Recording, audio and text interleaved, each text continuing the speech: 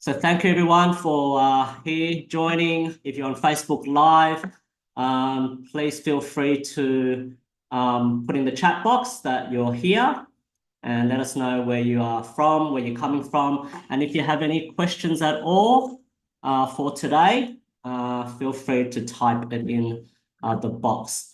So the main purpose of these sessions, which we will be running once every 2 weeks, up until the end of November, is to really just provide that education for you, the support just across the globe, because I know there's, I think, almost 1 million downloads of Visuals2Go app, and I know there's so many things in it that you may not be aware of, and particularly now with the new update, the upgraded version, which is a major update.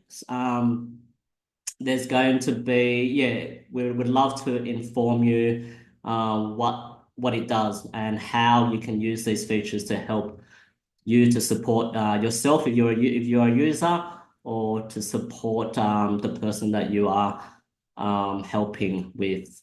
So what I might do first is actually I might just introduce you to Michelle, if you're okay with it, Michelle. I think you're the only one on Zoom at the moment, maybe because I didn't send a reminder link towards the end. But I don't know, Michelle, would you like to introduce yourself and maybe how you've been using Visuals2Go, and yeah, anything you'd like to share, that'd be great.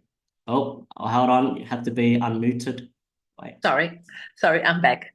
Sorry, I'm a mother of a 32-year-old young man who just turned 32 yesterday, and he has autism, epilepsy, he's nonverbal, and has an intellectual disability. And I use the iPad because he's extremely good with his eyes, so he needs real pictures. So real pictures do okay for him. Language is not so good for him. So what I've done is I've done categories on the iPad for activities, for food, for outings, for music, for cutlery, for anything that he needs in the house. He has learned to use the back button to go from category to category. And it's been a lifesaver for him. We used to use a communication book with pictures, and the book became enormous with all the categories. So I needed to move on with the times, and I've transferred all the pictures to the iPad, to Visuals2Go, that actually a teacher in Daniel's Learning Center found for me. And it's been actually a lifesaver for him because he has learned to go to the iPad and use it. And when I first started, I thought, how is he going to understand pictures and categories? But one by one, he has learned how to use it. And now when I add a picture, it takes 1/8 of a second for him to understand what that picture represents. So it's fantastic. It's good for schedules. If he wants to go swimming, the swimming category opens up. And then we have to, first of all, get the bathers on, get the sun top on. We need a hat, we need sunscreen. So what he does, in a category, he has a schedule, and he touches every picture and gets to the end picture, which is swimming. So it's been fantastic for him. I just have a couple of questions with a new update, but every time I want to extend him, it's just easy. Another picture, another category, and off we go. So it's come to about 16 categories instead of one initial picture in a very short period of time. So I love this Visuals2Go. So am I allowed to just ask a question? Yes. Before you do that, I just want to say that thanks to Michelle. How long have you been using it for? Oh my God, a few years, 4 years, 5 years. I don't remember when his teacher. His teacher found this program and used it in his class at his learning center for 6 months before he told me about it, about the program. So I nearly actually killed the teacher because, it is such a fabulous program and it's really easy. And also, I just want to tell you with a new update, I've been annoying Tony for 2 years to allow me to use video clips for the songs. I used to tape my voice and I used to tape video links so my son would only hear the songs, but the picture was still of the artist. What it has enabled me to do is now put a video link. So when Daniel hits a song, He loves the Wiggles. Let's deal with it. We all love the Wiggles. So when he touches the image of the Wiggles now, within a second and a half, a clip of a Wiggles song comes. And he was shocked the first time he saw it. Now he realized very quickly, the minute he touches an image, a clip comes up and he sits and he's really interested in the song. Rather than just sitting and hearing it, he's actually able to visualize a whole clip. And that's been highly motivating for him. And I'm just going to add songs and just make him enjoy his music. So it's great. Awesome. Yeah, so a lot of the new features are in the app is actually thanks to Michelle. She actually is a big contributor to the development of the app. So yeah, if you like the YouTube link part, thank Michelle. I was actually very reluctant to add it before, but I think Michelle convinced me. So, and yeah, there's a whole lot of other things that she has suggested as well. Which I think what did you suggest? The choice board closing, was it? The automatic. Yes. So when Daniel touches a picture, and let's say he chooses the wrong food picture, I used to stand next to him and go back to the back button with him and start again. What Tony has enabled me to do is when Daniel chooses the wrong picture, like a banana, and he actually wants a mandarin, the picture disappears within a time frame that I've chosen, which is 2-3 seconds. Daniel waits, and then it goes back to the main page, and Daniel selects the picture that he wants. So what it does, it makes him independent. Instead of me standing next to him all the time, he can now go to the iPad, choose something. He doesn't like it. He knows to wait and try again and again because his hands, he would rather use his whole hand than an isolated finger. So he doesn't get impatient. He just waits until he gets it right and gets the reward of what he wants. So that time frame has helped me. So that was another fantastic thing. Yes, yes. So thank you so much, Michelle. And yeah, so we're gonna help Michelle today and we'll go through some technical issues. Hopefully I could resolve it today, but if not, we may have to go to the development team. So hopefully some of the support questions that Michelle has, maybe you're also encountering the similar issues. And then yeah, hopefully this session will help all of you. But before we do that, I just want to go through some of the new features, if that's okay, Michelle. We'll So go through I'll some. mute myself. I'll mute myself again and then let me know. Awesome, awesome. So I'm going to go through some new features and show you how it's used and why it's used. And yeah, feel free to comment. If you like it, put a thumbs up. If you don't like it, put a thumbs down. All right, so there are a lot of new features in this new major update. I'm just going to share my screen here. Hold on.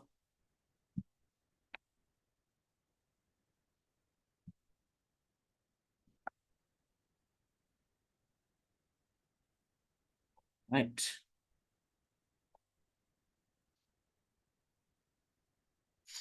All right.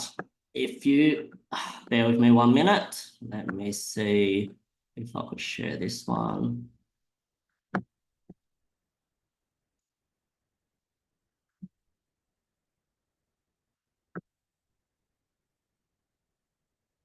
Okay, hopefully this is going to work. Yes, it should work. Okay, so you can see my screen here now. This is the updated version.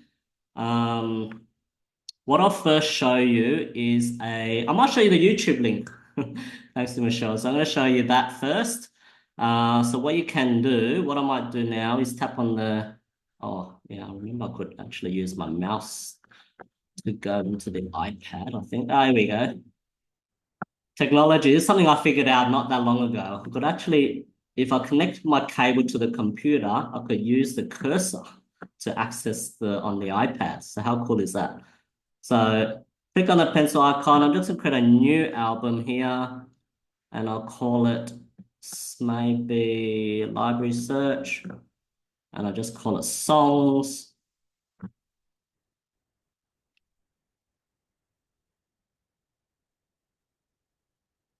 Just choose that symbol.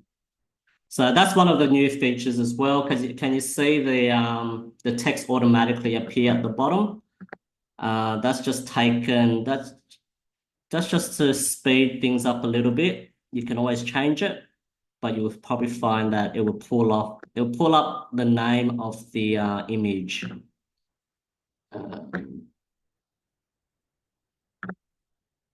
And what I'm going to do now is, oh, sorry, it's probably easier to, yeah, it's probably just easier to use my finger. All right, so I'm going to get the link. So if you go to the link on YouTube, you can tap on the three dots. Tap on the three dots there. And go to share. And you copy it. And then you can go back to the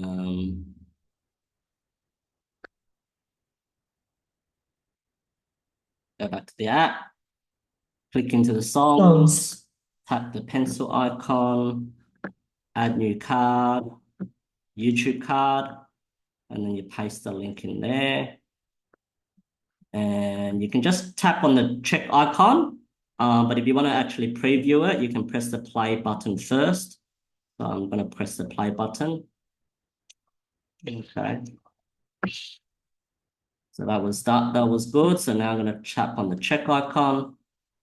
And there you go. So if I click onto the songs now, tap on that.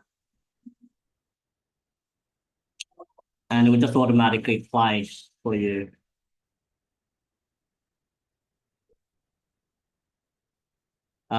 This is one of my daughter's favorite clips. That's something why I put it there.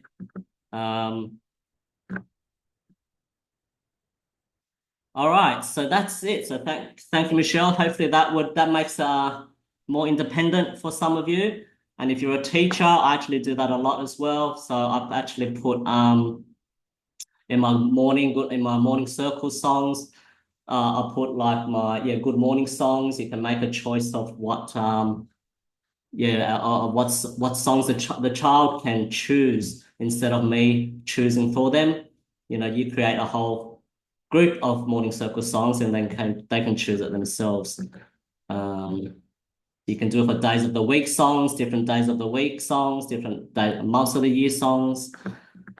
So, and the great thing with that is if you go into the sentence bar, as you can see, that's also part of the new feature is if you can see the sentence bar size is actually reduced a lot. This can always be edited if you tap on here. We just made about 10 different card sizes. So we really made it quite flexible for you, depending how many cards you want to put on it, on the sentence bar. So if I add a song onto it, just know that... Happy birthday, Diana. Birthday video collection. Yeah, just know that the video does not play. It just reads out the the name of the video.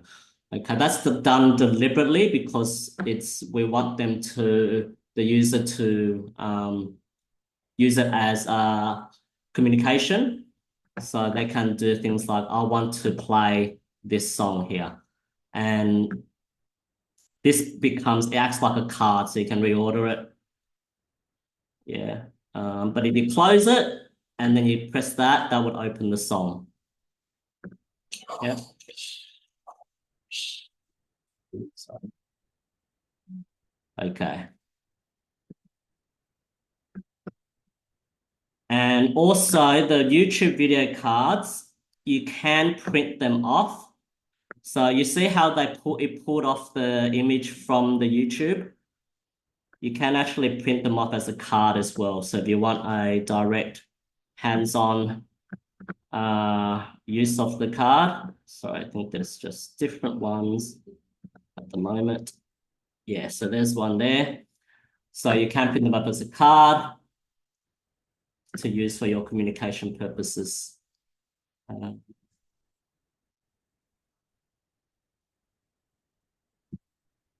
So that's one feature. Hopefully that's it for the YouTube cards. Is there any questions so far about that? Hi, Michelle, you're right. Any question about the YouTube cards? Can you hear me? Yep. I just want to ask you, are we limited in how many videos? Because it is a big file. Are we limited in videos or in photos or albums, or how many? No, you shouldn't be limited at all. The only limitation would be your device, your memory of your device. So Okay. a low memory, then you put a lot of images and video. But video links should not take up any much memory at all. It's a good question, because it's just pulling off a link. There's no, if it was a video file attached to your card, then that'll be quite a big memory. But it's And that's my question to you. You did it for me, you did it for everyone, the video links, and that's fantastic. If I want to do a social story, let's say if Daniel goes to basketball and he hits the photo basketball, is there any way ever that I'll be able to take a little video clip, and when he opens that picture, he could see him on the basketball court? I know we're able to use video links from YouTube. Is there any way we can use just a video clip from our camera, just to make a social story going to basketball, for example? I totally get that one. That is definitely something on my mind as well. I'll give you the truth. It won't be that won't be implemented in this version, to be honest.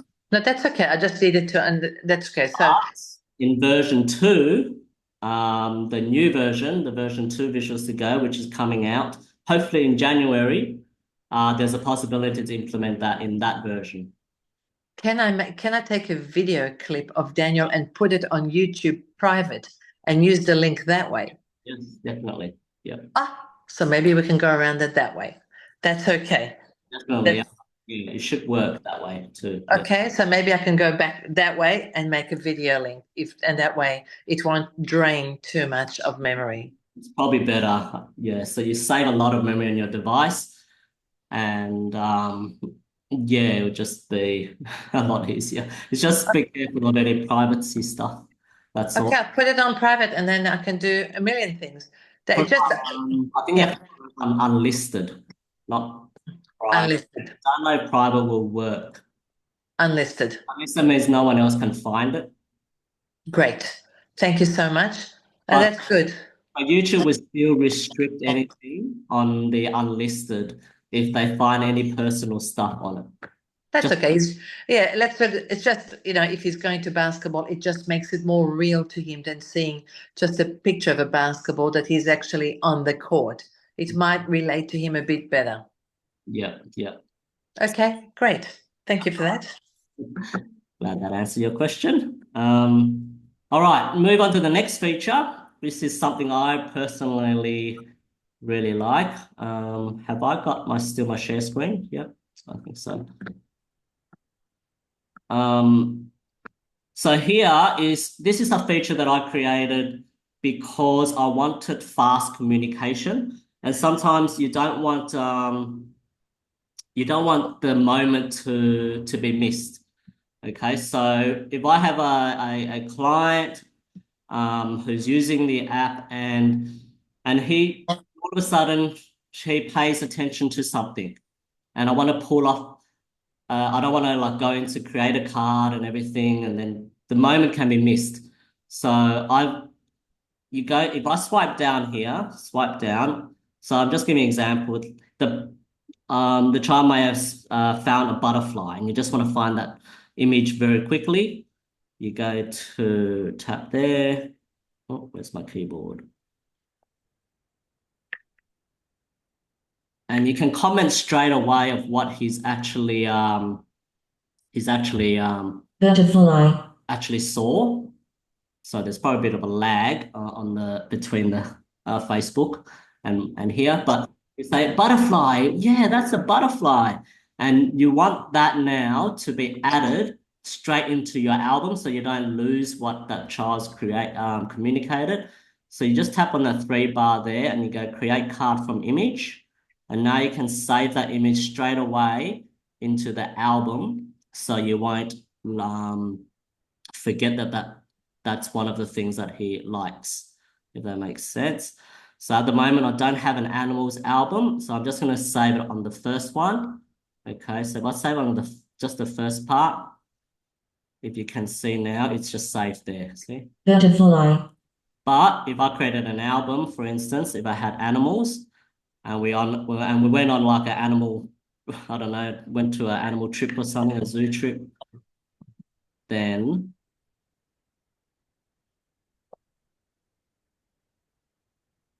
you can save it straight to the animals album. So I'll do that again. So if I did butterfly, so let's do that one. Butterfly. And create card from image and just save it straight to the animals album. Animals. Yeah. Butterfly. So that's something very helpful for me, but that I find helpful. So hopefully that will you'll find that helpful as well, to really quickly save your images. So now you don't have to go into an album, Activities. click on create, click on the button, new card. So that's a lot of steps. Well, now you can just very quickly go to the search bar to add the image. So that was card for search. Literacy. Oh, sorry. What else can I show you? Let me see.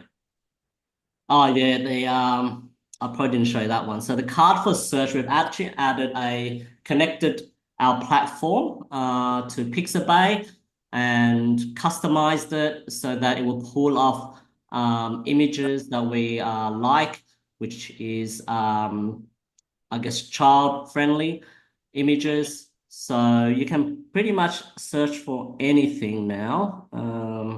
What's the word? Let me see. Just type yogurt, for instance.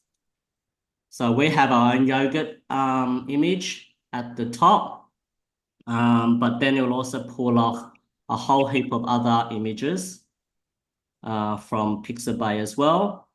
So this just adds so many image choices into your library. So I'll just choose that one. And then I'll save that. Save that to the food album.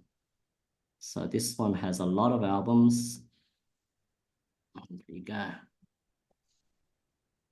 So you can pull that off from the search, or you can even just go to card search, library search. And if we don't have a card here,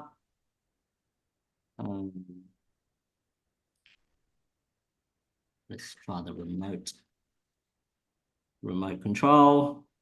So there's remote there. So if we don't have a card in our library, it would actually search for cards from the third-party platform. Yeah. And as you can see, it would just pull off the text very quickly. Yeah.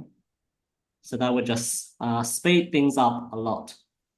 Any questions with that one? No? Hopefully that's all good. All right, so another feature in this new platform is the ability to use the choice board. We've added functions. So I'm going to, for instance, go into the toys. I'm going to tap on the pencil icon. I'm going to select maybe 4 choices. And this is for me, for the child to understand what I'm trying to communicate with him. So it's kind of two-way communication. So this is now I'm presenting something to him. I'll use this feature for things like if the child is obsessed with playing something and won't get out of it. Let's just say wants a teddy bear, and I'm saying, look, it's not time for teddy bear. There's a choice. There's a ball, blocks, car, or doll, and create choice board. Okay, so there's a choice of 4. This is already in the previous version, but what we've added in here is the ability to, if I tap on the pencil icon, is to reorder it. Okay, so this reordering helps me to know that that child actually understands what is being that is discriminating from it. So if he chooses the ball, for instance, ball, and if I rotated the ball, is he going to choose the ball again? Yeah. ball, So that way is we call it discrimination training. So I do that to ensure that the child understands he's asking what he's really asking for. Yeah, so I do that with a lot of my clients who have difficulties just knowing what those images are represent.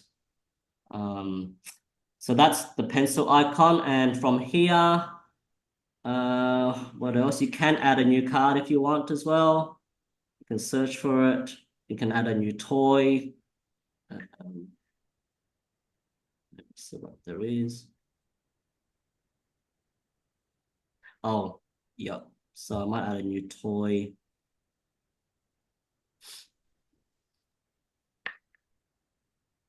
So you can add the bear back there if you want. Yeah. I think from here, some people may not know this, but the choice board is a great place to print off a template of your specific category. So if I tap on the print icon, you can actually name it. So if I name that and I print it off, as you can see, it would have you will have the cards with the header at the top. So normally what I do is I print off 2 copies and then I make a bit of a bingo board. So you can do that with absolutely anything, any categories you want. I've done it for even a reading one. So I've done it for phonics as well. Oh, another thing you could do from here in the choice board is you can actually change the size now. So that's something new as well. And it would store it. It would memorize the size that you have stored it in. And so next time you do a choice board, it should keep it the same size. Yeah.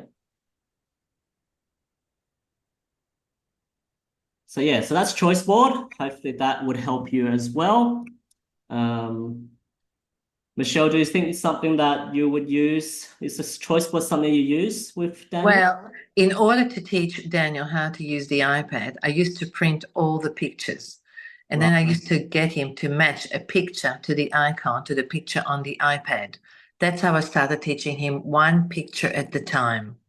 And what I do now is, because I have categories and there are pictures in the categories, I hold a picture and he's got to remember which category it's in to go into it and to find it. So that's how I print the pictures and I teach him. So I know that he understands in order to find it, he's got to go to a certain category. So this is how I use the pictures. Awesome. So now he's navigating by himself, is he? He's now, yes, I taught him one by one. Now he's navigating.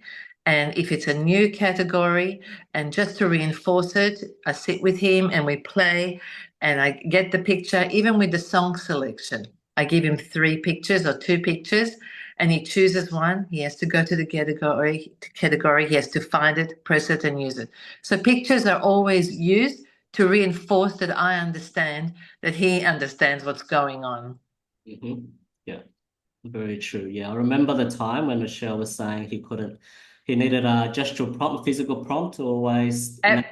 Absolutely. He didn't know what was going on at the beginning. Well, he used the picture book for 20 years, over 20 years. And then one day I just put the book a bit further on the bench and I moved it a bit every day so he could concentrate on the iPad. So I had to retrain him to use an iPad. And now the book is obviously gone and he uses only the iPad. And, you know, sometimes he's 32, he's autistic after all, he gets cranky. And I just say, right, go to the iPad. So he goes to the iPad and he goes and he chooses. And he understands now that that's his life. The iPad is his life for communication. And that goes everywhere. It goes to his learning center. It stays home when we go out. So the frustration level has gone down because he has this. Mm-hmm. Awesome. Yeah. So I think Daniel is a great testimony that's never too late to. Never too late to change. After 20 years, it really, I didn't think he could do it. I wasn't sure I could even, teach him, but obviously one picture at a time. And if he could do 16 categories and there's categories and then pictures within those categories, they can learn. You just have to tap how to teach them. That's awesome. So well done, Michelle, for your dedication, persistent and hard work. Have to. So one way that you can also teach, because navigating into an album is actually a skill also that needs to be taught a lot, as Michelle would know. So something that I do for those who really struggle to navigate within an album, I actually go into the pencil icon and I just hide pretty much every single album that in besides that one. So let's just say it was the activities. So I'll normally just hide everything and tap that. Oh, hold on, sorry, not that one. Oh, where's my hide button? And down the bottom with the circle. Share. And that's With me, it allows me to hide. okay, that's it should be there. Let me see. Oh, yeah, it's there. Maybe because one's hidden already. That's right. Sometimes if I select the wrong ones, yeah. So I could do that, hide all the albums there, and then it would disappear. And if you're ready to unhide it, yeah, just tap the pencil icon and unhide it again. Yeah, so sometimes if buttons don't appear, it's usually because you probably selected something that's like already hidden or something out of usually. Okay, so all right, so that's that. What else? Can I just tell you with the categories, for anyone who's teaching their children categories, I never move the categories. They're always in the same position so as not to fool Daniel or upset his balance.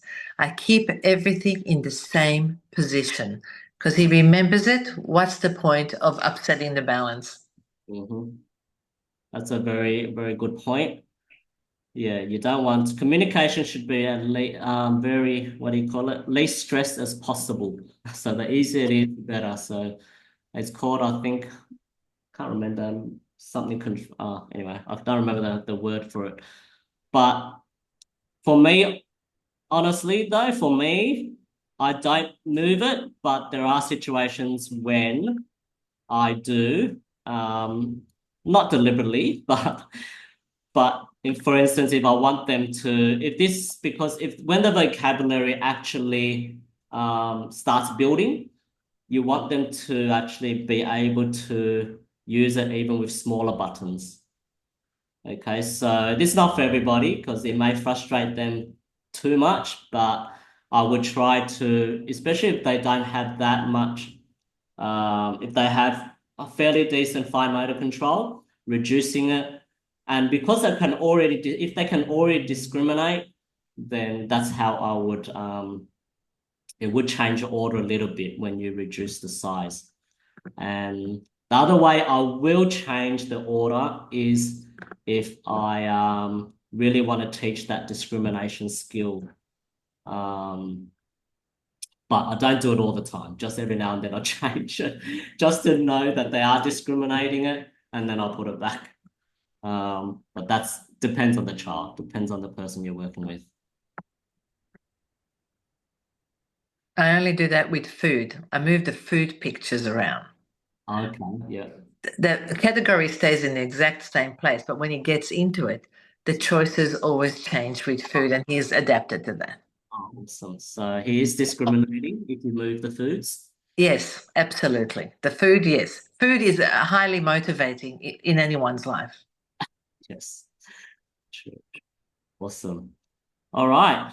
Thank you. Let me just go back here. I think there's probably a lot more other features, but just looking at the time here.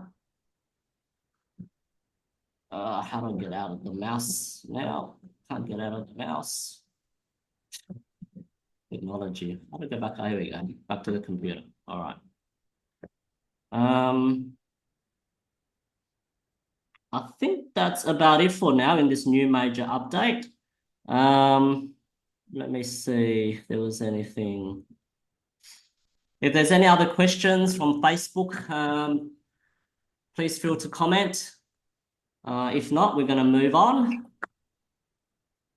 There, yeah, I think that's about it. Anyway, yeah, that's about it for here. We are just a heads up.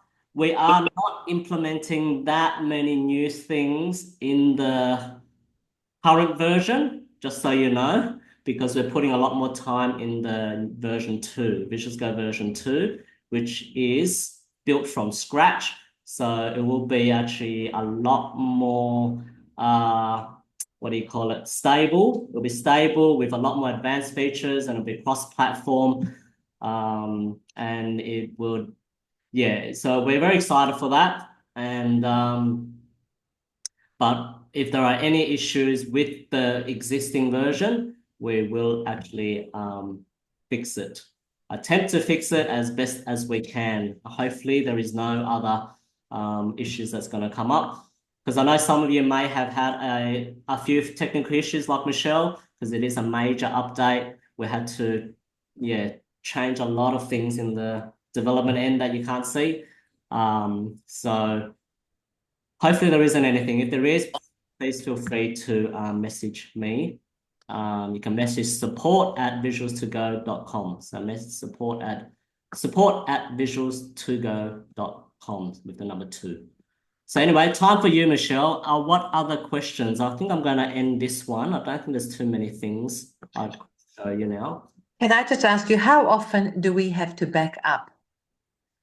You only need to back up as much as you want to preserve, really. It's like your computer. It's a good question. So how often do you back up your computer? How much data do you want to like? If I had a new category or new pictures and I want to make sure it stays there, do I have to do it the day I do a new category of photos, or every few days, or once a week? How do I do it?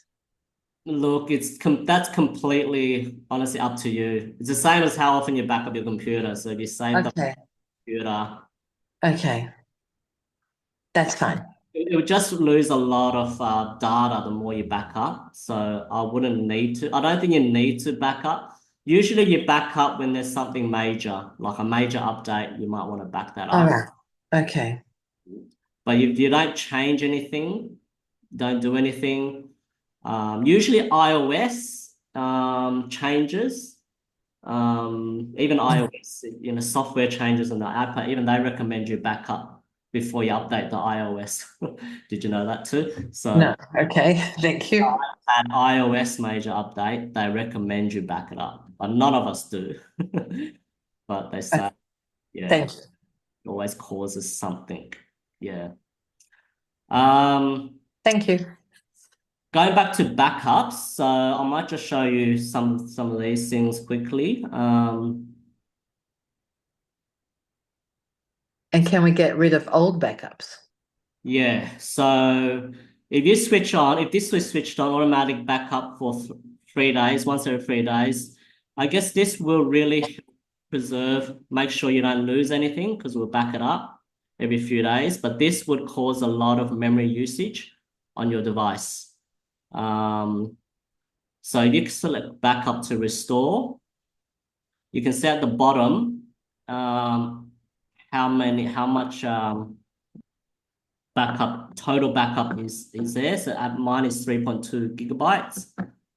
I don't know how many yours is, Michelle, but please be aware of this number because this could potentially clog up your iPad. And the problem is when your iPad gets full, every single app, doesn't matter Visuals2Go or any other app, it can do funny things. I might start deleting things that you don't want to be deleted. So Right. keeping your size not too big is better. So anything that's automatically backed up, I always delete. to save space. So especially at the bottom. So all the bottom are the older ones. Yeah, so you just gotta slide. So slide your finger across. And it won't delete any other pictures. Everything will still stay the same if you get rid of old backups. Yeah, old backup is just the backup. You won't delete your main board or anything. So how many, but you're keeping, when you're deleting, that's fine. But you know, your backup, your recent backups, how many recent backups do you keep? The last week of backups, the last month of backups? How many backups do you keep just to make sure? For me, Yeah, personally, or yeah, just so I know that I can do it on I my. make a manual backup and I keep an automatic backup. That's just for me. All right. So as long as I ask, it's a good question, you know, because you also have to make sure it is backed up properly. Yes. Sometimes the backup doesn't back up properly because of Wi-Fi issues or something, and then the megabytes is very small. So be aware of how much your megabyte is. So this is like 780 megabytes. So that's a lot. If there's a backup that's like only like 40 megabytes, then you know that's backed up properly. Okay. I would delete, yeah, things Fair like enough. The old ones. Okay. Thank you. keep a manual one and keep an automatic one. Usually automatic backup, as you can see, like on the 5th of September and then the 20th of August, they look like roughly the same, 308, 304. Or that I think I've deleted some of them, that's why. Fair enough. If they're relatively the same, you can just delete them. Yeah, the key is the memory size. I think just really notice the memory size. Just also know that something to keep in mind is this is backed up to your iCloud. So any other device that you have, so if you got 3 or 4 devices under the same iCloud account and they all have Visuals2Go, it means they all will be backed up into the system. Right. So you'll find, like, as you can see on mine, I've got automatic backup of this device, and there's automatic backup of iPad, which is my other iPad. Okay, so there's different devices to be aware of. Okay, so know like which device you're trying to back up. I would actually remove auto backup from any other device that you're not really using. So your other device is not really using, switch off the automatic backup for 3 days. So switch that off. Yeah, so I have a school, like you might be a school. So if you're watching and you're a school and you've got like 30 or 40 iPads and they all use the same iCloud account, you'll see you probably that's going to be an issue because you're going to have so many backups and you wouldn't even know what device is what. So if you're a school, I would suggest switching that off. Automatic backup once every 3 days. Switch it all off, all your devices off, and just do a manual backup every now and then. That way you got something saved on that iPad, on those iPads. Yeah. So that's for backups. Thank you. That's it. Is there any other questions, Michelle? I think I'm done. I think I'm done. Thank you so much. Awesome. If you want to stay online, I could also talk you through with what Taryn would with Thank you. and then I'll help you solve because Michelle having another issue, but that could take a lot longer than this meeting should take. But anyway, thank you everyone for watching, for tuning in, and thank you so much, Michelle, for your sharing with others. And we'll hope to talk to you soon. So see you in 2 weeks. We'll have another session in 2 weeks. Bye for now. All right. Thanks, Tony. Right. Thank you. Let me see if I can end this live video. Okay, and I'll end the Zoom recording.